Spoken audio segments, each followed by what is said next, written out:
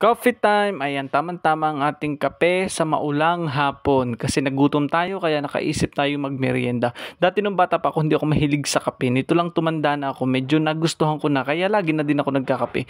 Ganun baga ako guys.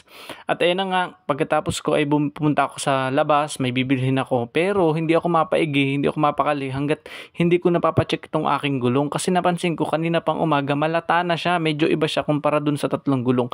Kaya dinala ko na dito sa vulcanizing shop.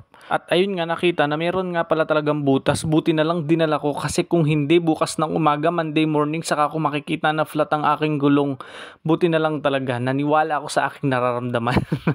At pagkatapos nun naayos ng gulong, dumiretso ako dito sa bakery shop dito sa may tapat ng Librisa kung saan paborito ko ang mga tinapay dito kasi masarap at mabango talaga ang mga tinapay dito. Alam niyo naman mahilig tayo sa tinapay. At bumili nga lang ako ng ilang pirasong tinapay dyan para sa merienda namin ngayong hapunan. At yan pagkatapos ay bumili ako dito ng mga gulay kasi bili ni mami bumili ako ng mga gulay kasi magluluto siya ng pinakbet. Kasi madalang na kaming makakain ng gulay mahilig sa bahay maggulay. Kaya ayan dumaan ako dito. Nakakatuwa mga gulay dito guys. Mura at saka mga fresh. Galing siguro ito ng Sariaya. So yun lang guys. Kung nakarelate ka sa video na to, please click heart and share this video. At kung hindi ka pa nakafollow, follow for more. Ingat po kayo.